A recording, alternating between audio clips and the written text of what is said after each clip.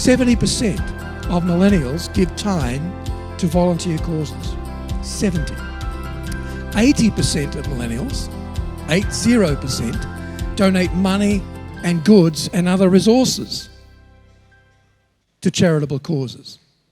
This is a generation, because it was highly nurtured, it places a premium on trust. And because they place a premium on trust, they are at the forefront of what I call the search for the new ethic.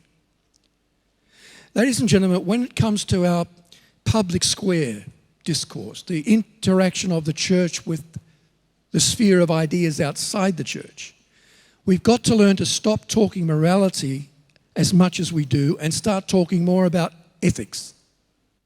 They're related, but they're not quite the same thing. Ethics asks two questions. It's a branch of philosophy that asks just two questions. What is the right thing to do? That's the moral part. And how do I apply that to this difficult, non-binary choice? This difficult non-black and white. It's easy to make pronouncements about what is black and white, but our society is looking for people to solve problems that are not black and white. As I've traveled around the world speaking to university students part of my time, the millennials are the ones who have always driven the questions about ethics in recent times. The ethics of politics, the ethics of business, the ethics of the economy. Some millennials are talking about the new capitalism, which they define as a capitalism that serves us but does not define us. Sounds like a Christian thing to be looking at. They made pop culture heroes of people like Professor Michael Sandel of Harvard University. He's an ethicist. He's not a pop star. He doesn't even look like a pop star. But for a number of years on YouTube, he was a big star because of millennials and their interest in ethics. Professor Deborah Satz of Stanford University, another professional ethicist who became a big hit with millennials. They're very interested in issues relating to ethics.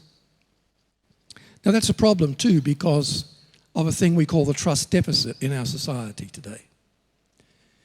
There's a group called the Edelman Communications Group who publish every year what they call their trust barometer. And you can actually look for this online. Just go to Google, type in trust barometer, and it will come up with the latest global report from Edelman Communications. What it does is it tracks 30,000 people in 28 nations and asks them the questions about trust of public institutions. So what they're doing is they're saying, how much do people, say in the Netherlands, trust media? How much do people in the Netherlands trust government, education, health authorities, religious organizations? Do you know that in the last 10 years they have tracked, you can see it over a period of time, a growing trust deficit when it comes to major institutions in society, including the church. In fact, in the most recent study, no sector of society, none, was found to be both competent and ethical at the same time.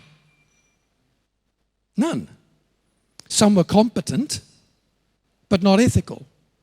Some were ethical, but not competent. But not even the church was both at the same time. Now that's a problem because high trust equals capacity to act. You and I as leaders know that our ability to influence people is in direct proportion to how much they trust us. And by the way, if you're a church leader and you want trust beyond the church, there's three elements to it.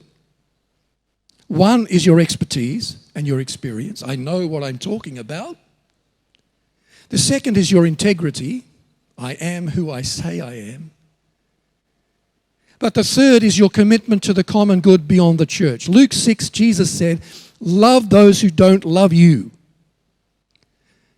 We've been very, very good at liking people who like us. Real Christianity likes people who can't stand us, who disagree with us on just about everything. And we are there trying in a God-like, Christ-like way to serve their interests as well. That's where trust comes from. I've been telling civic leaders and political people for a long time that the most urgent question any leader of anything can ask is this: what kind of city do I want to live in 10 years from now? And how can I set that in motion? What kind of media do I want working in my city? What kind of education do I want teaching my children values? What kind of healthcare do I want? How can I, with my resources and my people, help? I can't do it all, but I can maybe help in one of those areas to set that vision in motion.